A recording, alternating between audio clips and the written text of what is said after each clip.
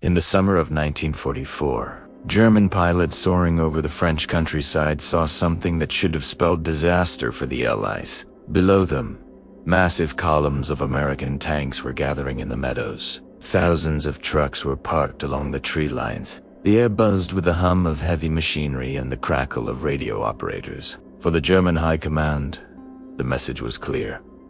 A huge offensive was coming from that exact spot. So they moved their elite panzer divisions, dug in their defenses, and braced for a battle that would never come. Why?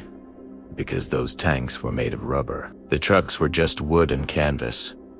And the sounds of a moving army, they were coming from massive speakers hidden in the bushes. This was the work of the 23rd Headquarters Special Troops, better known today as the Ghost Army. For decades, their very existence was a classified secret, locked away in the Pentagon. This was a unique unit of 1,100 men who went to war, armed not with bullets, but with paintbrushes, inflatable balloons, and sound effects. Today, we're rediving into the untold story of the artists and actors who staged the greatest magic show in military history, saving tens of thousands of lives simply by not being there. To understand the Ghost Army, you have to understand the sheer desperation of the Allied forces after D-Day. The Germans were battle-hardened, ruthless, and held the strategic high ground. The Allies needed a miracle. They needed a way to be in two places at once. The solution wasn't more soldiers, but more shadows. So, the US Army started recruiting from some very unlikely places. The art schools of New York and Philadelphia. They weren't looking for sharpshooters.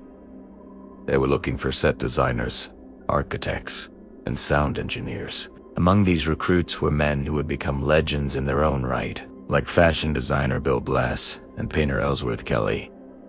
Their mission was officially called Tactical Deception.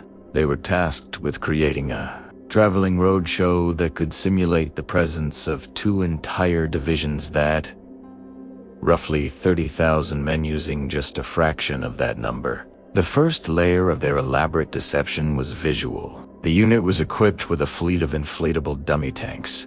Now, up close, they looked like flimsy balloons, but from 1,000 feet in the air, through a German pilot camera lens, they were indistinguishable from a real M4 Sherman tank. The soldiers of the Ghost Army would spend hours inflating these decoys. They even went so far as to use bulldozers to carve fake tank tracks into the mud, leading right up to their rubber vehicles.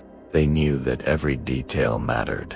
If the tracks didn't look real, the entire illusion would shatter. But the visual trick was just the beginning. The second layer was all about sound.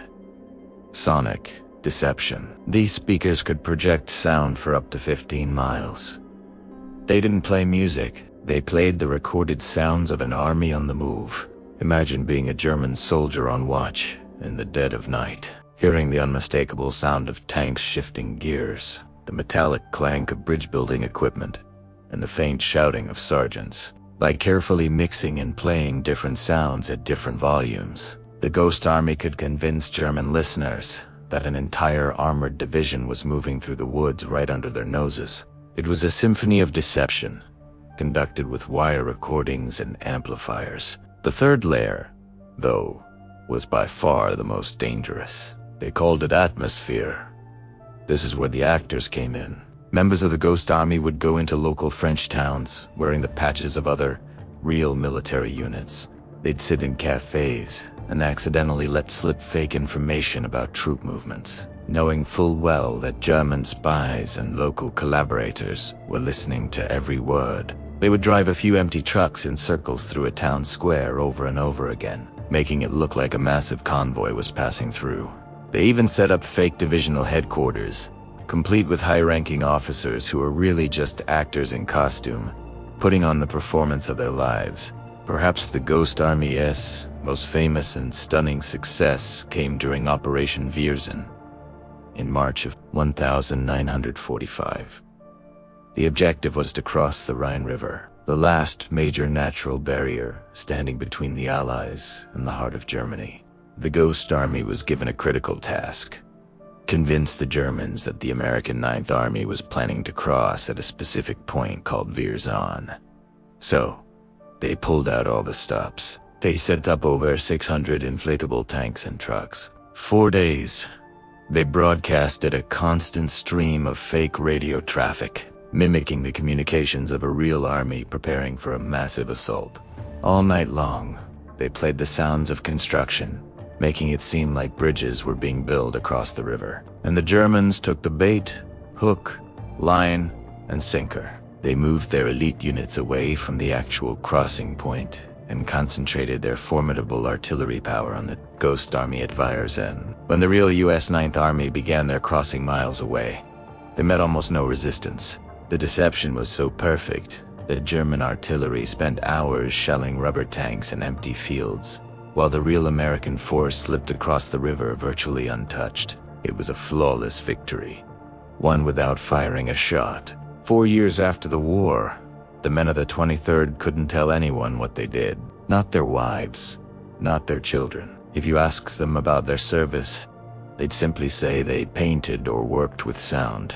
It wasn't until 1996 that the records were finally declassified, revealing the full scope of their operations. This one small unit had participated in over 20 large-scale deceptions across France, Belgium, and Germany, manipulating enemy forces and saving countless lives. The story of the Ghost Army is a powerful reminder that in the chaos of war, perception can be more powerful than reality.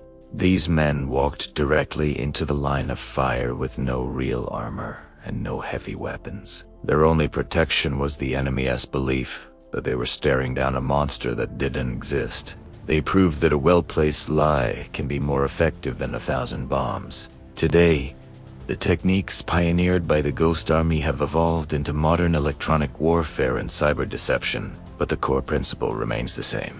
The most dangerous enemy is the one you think you see, but isn't there at all.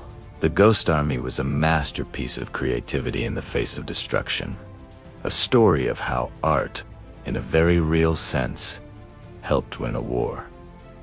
Thank you for watching. If you found this story as fascinating as I did, make sure to subscribe for more hidden histories.